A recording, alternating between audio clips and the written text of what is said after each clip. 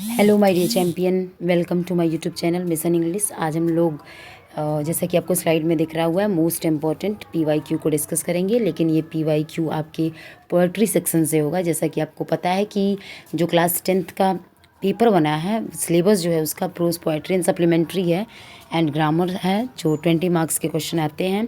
उसमें आपको objective question दिए जाते हैं। ये ऑल क्वेश्चन पीवाईक्यूज़ हैं, जो कि आपके लिए बहुत ज़्यादा इंपॉर्टेंट है। और पोएट्री का आपने अभी तक प्रैक्टिस नहीं किया हुआ है, इसलिए मैं पोएट्री का प्रैक्टिस करा रही हूँ आज। और ये एक एक क्वेश्चन आपके किसी न किसी सेट में बने हुए हैं, इसीलिए मेरे सारे चैम्पियन इस वीडियो को लास्ट तक ज़रूर वॉच करेंगे और एक एक क्वेश्चन को रीड करेंगे और लर्न भी करेंगे। ओके, तो हम स्टार्ट करते हैं। जैसा कि आपको स्लाइड पे दिख रहा हुआ है, dust of snow, Robert Frost. But मैं आपको बता दूं कि आपके पेपर में ये डस्ट ऑफ स्नो लिख के नहीं आएगा और ना ही रॉबर्ट फ्रॉस्ट लिखा होगा। वहाँ डायरेक्ट आपको स्टेंजा दिया जाएगा और स्टेंजा देने के बाद से डायरेक्ट नीचे क्वेश्चन दिया रहेगा। वहाँ पूछा जाएगा कि हु कंपोज दिस स्टेंजा, यानी कि इस स्टेंजा को किसने कंपोज किया, किसने लिखा हुआ है। तो आप तुरंत बताएंगे कि ये डस्ट ऑफ स्नो है और इसको रॉबर्ट फ्रॉस्ट लिखे हैं। आपको चैप्टर को पहचानना पड़ेगा, रीड करके जानना पड़ेगा कि किस चैप्टर से क्वेश्चन किया जा रहा है।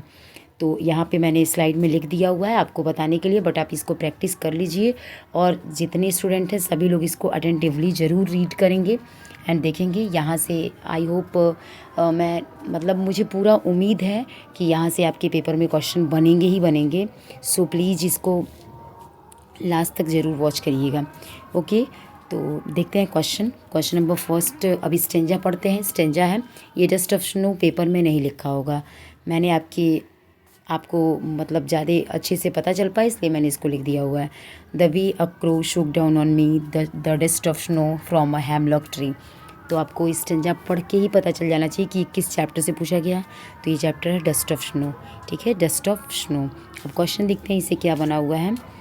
क्वेश्चन है आपका, who compose the above lines. एक सेकेंड मैं बता रही हूँ। देखेंगे, पहला क्वेश्चन पूछा जा रहा है कि who composed the above lines. तो आपको पता है कि डस्ट ऑफ स्नो कौन लिखा है, तो रॉबर्ट फ्रॉस्ट लिखे हैं। कौन लिखा है? Robert Frost. And next question आपका है, dust of snow was dropped by a hen, a crow, an eagle, a cloud. तो आपको पता है कि डस्ट ऑफ स्नो जो है किसके द्वारा ड्रॉप किया गया था, तो किसके द्वारा किया गया था, तो क्रो के द्वारा किया गया था, यानी कि कौवे के द्वारा। तो क्वेश्चन नंबर सेकंड का जो आंसर बनेगा वो बी बनेगा। क्या बनेगा? बी। नेक्स्ट क्वेश्चन है आपका, एक सेकेंड आप देखेंगे। नेक्स्ट क्वेश्चन एक एक स्टेंजा में क्वेश्चन है, 4 5 6 यही ऑलमोस्ट क्वेश्चन है। द वी मीन्स क्या होता है, तो द वी मीन्स आप जान लीजिए। द वी मीन्स आप आंसर्स दिख रहा है ऑलरेडी, बट यहाँ पे आप पाथ नहीं करोगे। आप वे का मतलब रास्ता भी जानते हैं, मार्ग भी जानते हैं, तो अपना पाथ करेंगे, ना ही नैरो वे करेंगे, ना लेन करेंगे। इसका मतलब मेथड होगा। यहाँ पे इस पोएट्री में यानी कि dust of snow composed by Robert Frost में आप क्या करेंगे? वे का मीन्स यहाँ पे मेथड करेंगे, मेथड।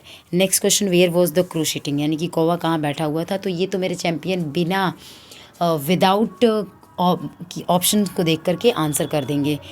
और मुझे पूरा विश्वास है कि आप लोग विदाउट ऑप्शन को देखे ही आंसर कर सकते हैं। तो कौवा कहाँ बैठा हुआ था, तो हैमलॉक ट्री पे बैठा हुआ था। कहाँ बैठा हुआ था? हैमलॉक ट्री पे। On a hemlock tree, on a banyan tree, on a peepal tree, on a neem tree. तो on a hemlock tree. Okay, next question देखते हैं। Question number fifth. Question number fifth आपका है, a crow dropped snow from, यानी कि crow जो है वो स्नो, एक सेकेंड में बता रही, एक minute. A crow dropped snow from the mountain, the hemlock tree, the sky, the rose plant. क्या हो जाएगा? The hemlock tree. क्या हो जाएगा? The hemlock tree. Next question है, the poet was standing under the, poet किस पेड़ के नीचे खड़ा था, तो रूफ, हेमलॉक ट्री, शेल्टर और हट। तो हेमलॉक ट्री हो जाएगा। ओके, तो ये क्वेश्चन आपके फर्स्ट स्टेंजा से हैं, डस्ट ऑफ स्नो से, जिसको रॉबर्ट फ्रॉस्ट लिखे हुए हैं। नेक्स्ट क्वेश्चन है, डस्ट ऑफ स्नो मीन्स क्या होता है, डस्ट ऑफ स्नो का मतलब क्या होता है। एक सेकेंड देखेंगे। तो particles of sulphur, particles of snow, particles of salt, particles of dust. तो क्या हो जाएगा? पार्टिकल्स ऑफ स्नो, यानी कि डस्ट ऑफ स्नो का मतलब होता है particles of snow, particles of particles of snow, यानी कि ऑप्शन नंबर बी, यानी कि क्वेश्चन नंबर 7 का जो आंसर बनेगा ऑप्शन नंबर बी बनेगा।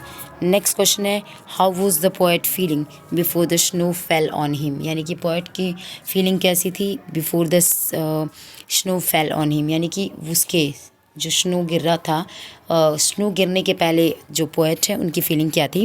तो सैड है, हैप्पी हैं, डिलाइटेड हैं, एंड नेक्स्ट है ऑप्रेस्ड है। तो क्या हो जाएगा, सैड। क्या थे, सैड थे, यानी कि पोएट यानी कि रॉबर्ट फ्रॉस्ट जब तक उनके ऊपर स्नो के पार्टिकल्स नहीं गिरे थे तब तक वो काफ़ी सैड थे, किसी चीज़ को लेकर के वो काफ़ी सैड हैं।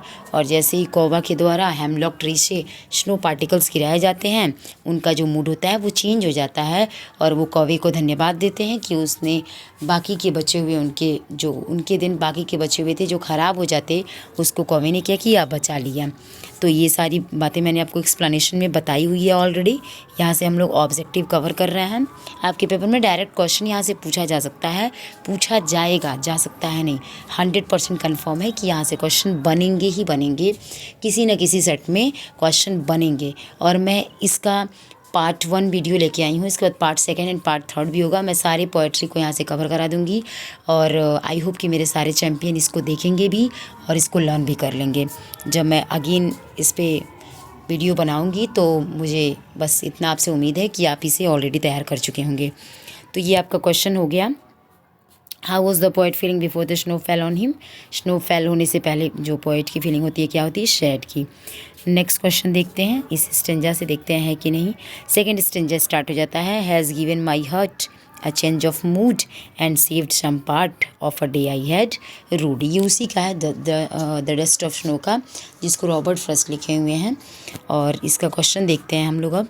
तो क्वेश्चन है who compose the above lines, यानी कि इस ऊपर जो हमने पढ़ा चैप्टर उसको कौन कंपोज किया है, तो रॉबर्ट फ्रॉस्ट ही हो जाएंगे। यानी कि क्वेश्चन नंबर फर्स्ट का जो आंसर होगा रॉबर्ट फ्रॉस्ट। नेक्स्ट है earlier the poet was in a mood, यानी कि अर्लियर पहले पोएट का मूड कैसा था, pleasant, gloomy, enjoyable, none of these. तो ना ही प्लीजेंट है, ना ही काफ़ी खुश हैं, सुखद है, ना ही इंजॉयबल है और ना ही नन ऑफ दीज नहीं होगा क्योंकि ग्लूमी है। क्या है वो, सैड है, ग्लूमी है, तो ग्लूमी इसका आंसर हो जाएगा। क्वेश्चन नंबर 2 का जो आंसर होगा ग्लूमी हो जाएगा। नेक्स्ट क्वेश्चन आपका है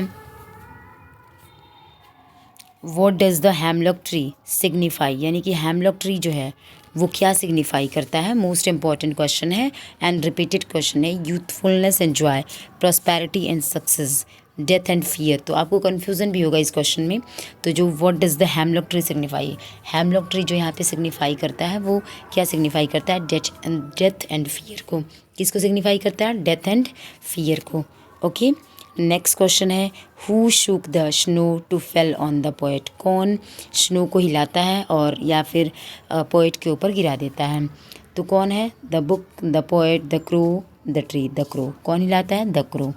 ओके, नेक्स्ट क्वेश्चन देखते हैं how did the crow change the poets mood, कैसे कौवा जो होता है वो कभी का मूड चेंज कर देता है। By feeling over his head, by seeking the dust of snow on him, by singing a song, by throwing stones. तो क्या हो जाएगा, by shaking the dust of snow on him, उनके ऊपर डस्ट ऑफ स्नो को गिरा करके हिलाने के बाद जब डस्ट ऑफ स्नो गिरता है तो पोएट का मूड अपने आप ही चेंज हो जाता है। नेक्स्ट क्वेश्चन है व्हाट इज़ द, तो ये जो क्वेश्चन नंबर 5 है इसका जो आंसर हो जाएगा बी हो जाएगा। What is the rhyme scheme of the stanza, यानी कि ये जो स्टेंजा है इसका राइम स्कीम क्या है। तो आप सभी राइम स्कीम के बारे में नहीं जानते होंगे, मैंने आपको इसके पहले नहीं बताया हुआ है। मैं नेक्स्ट वीडियो में आपको राइम स्कीम की एक अलग सी वीडियो बना दूँगी, सिर्फ 5 मिनट में मैं आपको राइम स्कीम क्लियर करके दिखा दूँगी। ओके, तो कि राइम स्कीम को निकालते कैसे हैं। अभी फ़िलहाल में हम देखते हैं कि राइम स्कीम इसका क्या हो जाएगा, ए बी, क्या हो जाएगा, ए बी। क्वेश्चन नंबर 6 का जो आंसर बनेगा ए बी बनेगा। नेक्स्ट क्वेश्चन देखते हैं। नेक्स्ट क्वेश्चन आपका है, एक सेकेंड, फायर एंड आइस देखते हैं आप, चैप्टर 2। कौन सा चैप्टर है, चैप्टर 2, फायर एंड आइस। इसको भी कौन लिखा है, रॉबर्ट फ्रॉस्ट ही लिखे हैं फायर एंड आइस को। तो सम से the world will end in fire, some say in ice. From what I have tasted of desire, I hold with those who favor fire. ये स्टेंजा का एक्सप्लेनेशन मैंने already कर दिया है कि कुछ लोग कहते हैं कि दुनिया का अंत जो होगा वो आग से होगा, समशे इन आइस, बर्फ़ से होगा, from what I have tested of desire, और जहाँ तक मैंने जीवन का जो मतलब जीवन का जो एहसास किया है, जो अनुभूति की है। कौन कह रहा है? ये पोएट कहते हैं। I hold with those who favour fire. तो मैं किसके फेवर में हूँ? फायर के फेवर में हूँ, ऐसा पोएट कहते हैं। तो नेक्स्ट इसमें क्वेश्चन को देखते हैं, क्वेश्चन क्या पूछा जा रहा है। तो क्वेश्चन है, what do people think about the end of the world. लोग क्या सोचते हैं वर्ल्ड के एंड होने के बारे में। It will remain for ever, it will end with floods, it will end in fire और ice, and it will end with wind. तो क्या हो जाएगा? It will end in fire और आइस। क्या हो जाएगा? It will end in fire and ice. From which poem have these lines have been taken? Dust of snow, fire and ice, Amanda, the ball poem. यानी कि ये जो poem है किस चैप्टर से लिया गया है? तो क्या हो जाएगा? डस्ट ऑफ स्नो नहीं होगा, फायर एंड आइस हो जाएगा। क्या हो जाएगा? Fire and ice. ठीक है, नेक्स्ट देखते हैं। देखिए, कोई भी स्टेंजा जब आप देखेंगे तो कुछ ना कुछ ऐसे वर्ड की पॉइंट आपके दिए होंगे कि अगर यदि आप उस की पॉइंट को पकड़ लेते हो तो फिर आपको जस्ट पता चल जाएगा कि आपका स्टेंजा किस चैप्टर से पूछा गया है। और जब चैप्टर आपको पता चल जाएगा तो उस चैप्टर के नेम से आपको पता चल जाएगा कि इसको लिखा कौन है। ओके, तो कोई ना कोई की पॉइंट्स क्वेश्चन में ही छुपा होता है। यानी कि यूँ कहा जाता है कि यदि हम अपने क्वेश्चन को ध्यान से देख लेते हैं तो हमारे आधे से अधिक यानी कि 60 या 70% आंसर हम क्वेश्चन को अटेंटिवली रीड करके ही आंसर दे पाते हैं। कहने का सेंस ये है कि यदि आप क्वेश्चन को ध्यान से एकदम पढ़ते हैं तो मुझे लगता है कि 60% आंसर आपका वहीं पे कवर हो जाता है। और जल्दीबाजी करेंगे अगर कि नहीं मुझे बहुत जल्दीबाजी करनी है, और एक बार जब आप OMR सीट में जो गोला कर देंगे फिर दोबारा आप कुछ भी कर लेंगे तो हटने वाला नहीं है। इसलिए इस बात का ज़रूर ध्यान रखना है कि हमें चारों सबसे पहले ऑब्जेक्टिव क्वेश्चन करते समय हमें भले कितना भी पता है कि पहला ही आंसर होगा, बट हमें पहला ही ऑप्शन पढ़ करके और तुरंत आंसर टिक नहीं करना होता है। हमें चारों ऑप्शन को अटेंटिवली रीड करना होता है, उसके बाद ही उसमें से कोई एक आंसर जो होगा एप्रोप्रिएट आंसर को चूज़ करना होता है। Understand my dear champion. तो आप लोग इस बात का पूरा ध्यान रखेंगे और उस हिसाब से आप क्वेश्चन करेंगे। तो ये आपका क्वेश्चन नंबर 2 था। From which poem have these lines have been taken. तो फायर एंड आइस हो जाएगा। नेक्स्ट क्वेश्चन देखते हैं।